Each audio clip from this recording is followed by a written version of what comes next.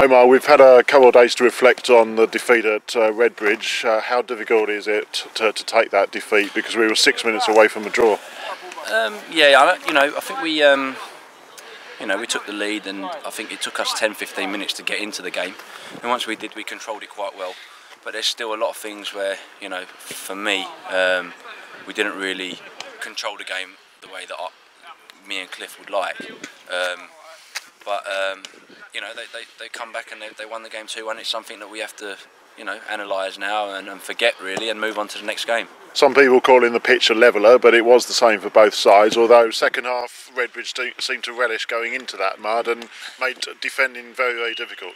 Yeah, well, Redbridge are used to playing on that pitch, aren't they? They've got all their little tricks, and whatever they feel they need to do to win the game, they might do. I don't know. But that don't concern me. We still had the chance to go and win the game, and it was through lack of basic decision making, poor decision making, and getting caught really is why we lost the game. So we can't the lads have done well the last 4 games. They've won 2, drawn 1, and lost 1. So they're doing well. We've had very limited time with them, so everything they've done basically so far has been off their own their own back, as far as I'm concerned, because we've had very little touch time with them, and it's but they're trying to take everything on board, and they're doing as we're asking, and we now need to progress and move forward to the Dereham game. You've had a few games, you've had quite a few training sessions, so everyone's now coming together quite well as a unit, do you think? Well, I just said I don't think we have had enough training sessions. I don't consider 4 or 5 or 6 training sessions enough. Professionals train day in, day out. I know we're comparing again. I find it hard not to, and I've seen that side of the game. Yeah. These lads have got very little time to take things on board, and they take it on quickly, and we're trying to get the best that we can out of non-league football, basically, because it's difficult for them, it's difficult for coaches. So we need to do more work, we need to get out on the training pitch, we need more space, but all these things hopefully will come with time, and the club are doing their best to make sure these things happen. And like I say, it's progression, and for us now it's important that we continue where we started. We lost to Redbridge, it happens. We're not going to go and win every game. It'd be nice if we did, but we won't. And we go to Dereham and try and get a result. Having these Astroturfs for training must be a bit of a godsend. After the rain this morning, anything on grass must be waterlogged again. Well, yeah, it's difficult. It's like I say, non-league football. It's really tough. You either haven't got the space, or you haven't got the surface, or you haven't got the light. All these have to be taken into account, but people don't moan. We're out here, we've got the Astro, it's very good. We've just managed to get the full Astro for 10 minutes, which is a godsend, because we can do a little bit of shape against the 21s. But yeah, it's nice to be able to train on it, and we've got our session done. Hopefully the boys will go into Saturday with a little bit more understanding. The opposition for the next 2 matches, they're both in the top 8. Brentwood come after Dereham. Dereham are 8th. So, what are you expecting from Dereham, first of all, on Saturday? Because they're up there based on winning games, aren't they? For what I've seen since I've been at the club, we've got a team of battlers, first and foremost, which is very important. Maybe some of them weren't quite on their game against Redbridge, and we need to have everybody on our game. Us, them. We all have to be on our game, we all have to be ready to go in for a battle. We've got boys out there that will battle for 90 minutes, and that's what we need against Dereham. And I'm not thinking of anything less than going up there and getting the best result possible, which is a win. Anyone can beat anyone in these leagues. Redbridge proved that the other day. And we're a good team, we've got some good players. So, no, I'm thinking positively. And going into the weekend, you and Cliff got quite a strong squad to pick from, injury-wise. Barber hopefully back soon. Obviously Fitz is the long-term injury, but yeah, nothing else, no other knocks. Like we said, the core that we've had here have all worked really hard, and Cliff is working hard, and Gav's working hard to bring players in all the time. Obviously, you don't want to do it to the point where you start to, have name badges. Yeah, sort of. You don't want to have 50 players in, and it's no good. It's not going to be nothing like that. But we need players to be ready, and that's what we're aiming for, and that's what we've got this week. So, it's looking. We're ready. We'll be ready. 6 points above the relegation zone.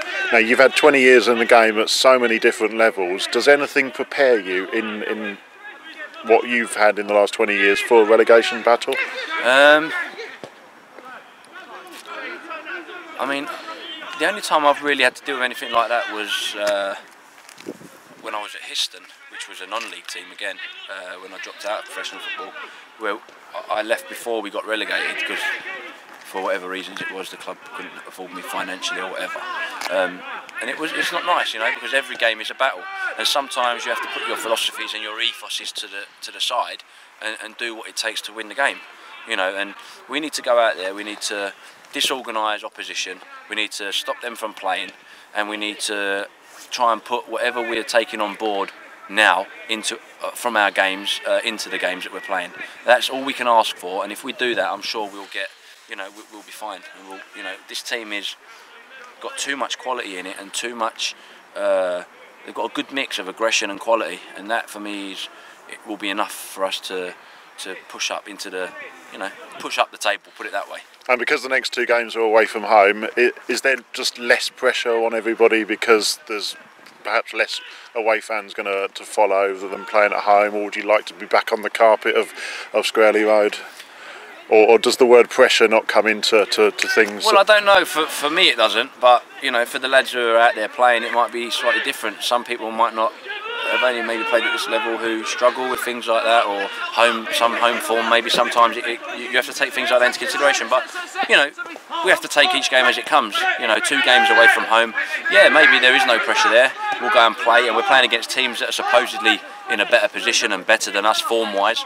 So the boys, it's a good game, or it's good games for them to go out there and say, oh, hold on a minute, we're in this position, but we've just gone and proved, like they did against Thurrock, like they did against who was the other game we played with? Well, we went away to Chatham and beat them, even though they wasn't doing too well. But the Thurrock game, really, to go and beat them 1-0. I don't see why we can't go and do that against Dereham. Is it Brentwood we're playing? Sorry? Yeah. No, I'm confident we can go and beat any team. So that's all I'm interested in. The experience that you and Cliff have got, do you think some of that is now starting to rub off in the training sessions that we've had and the games that we've had? Is a little bit starting to rub off on people? I like to think that the players see that we're acting in a professional manner, and we're working for them. You know, it's important that players, you know, there's a lot of young players in this team still that can go and progress in the game, and if we don't do what's right by them, then we're failing as coaches. So I like to think that they think that we sort of know what we're doing. You know, we need to work hard. We'll continue to work hard, and yeah, you know, everyone's I think happy about what's going on so far. So that's what's important. And come Saturday, you've got company in the technical area. There's no wall between you and Cliff, and you're not going to be on the phone, are you? Well, it's not like we play in front of 50,000 and you can't hear what he's saying anyway. He was standing next to us basically the whole game while he was suspended anyway. So yeah, it'd be nice to have him there, and you know, he might even get his kit on. Who knows? And from your point of view, you've had a little run around with the ball tonight as well. Are you feeling a little bit sharper now? Yeah, you know, it's a bit silly really, a little bit dangerous on the Astro. You know, I mean, it's a cruciate injury, and you know, it's probably one of the biggest injuries you can have in football. But you know, I'm one of them. I've always been, you know, as soon as I start running and feeling good, I will get myself back into it. I'm not quite even at 7 months yet after the op, so you know, they're looking at 8-9 months really before someone's really ready to go. But no, it was nice to get out there and play, and you know, show a few of the lads up today. No, it was. It's nice to get out there, and my knee's feeling okay. I just got to make sure I don't push it too much. You know, I'm getting old now, 35, so still got a lot to give, hopefully. But no, yeah, I'm happy to be getting the boots back on and kicking the ball around a little bit. Any more Arsenal charity games lined up for the end of the season? Well, no, the games are finished now until March, and then we'll start again in March. So yeah, I look forward to them. You'll be back to your peak by then, won't you? Well, hopefully March time will be a good time for me to, you know, start ripping some old men in the charity team. But as well as maybe banging in some Heybridge goals to keep them up. Yeah, definitely. You know, as soon as I'm fit, I'll be one of the first people to say, you know, put my hand up to say I'm available. Of course, when you've been playing all your life, and you know, I'm ready to play when I'm ready. When my knee's ready, I'm ready. So, you know, when you're not functioning properly, you can't do it. That's the bottom line of it. But I'll be I'll be ready. I've not put on no weight. I feel good.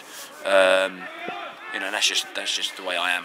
I've always been professional, and I'll continue to be so until I can't play anymore. You gave somebody an article the other day about sacrifices that people have got to have to make. Can you sort of enlighten the Swifts TV viewers to that? When I say that, I always said I sort of not failed in my career. I didn't get to where I wanted to get to. You know, I wanted to be a Premier League player on a regular basis, and I wanted to play in a national team on a regular basis. They were my aims as a player, as I'm sure a lot of players are. You know, I still managed to play at a very good level, and I managed to play in Europe and score goals and get called up to national teams. So I have done well. But since I've come out of professional football and I've gone into non-league football, and you hear players saying, "Oh, I want to be a professional footballer." Well, it isn't. You know, I have to maybe sometimes pull them back down to earth and say, "You've got no chance." You know, either your attitude's missing, or you're technically not there yet, or there's things missing from your game that you need to brush up on. It's not easy. Being a professional footballer is not easy. A lot of people say they train a couple of hours a day and you know they get paid massive amounts of money. True, they do, and they should be grateful and thankful for that. But it's not easy. You know, being a professional footballer is a tough career, and I say to anybody out there, especially non-league players, you have to be, and it's tough for them because they work as well. So they're coming in, they're training, they're working, and it's difficult for them to be able to go and achieve that.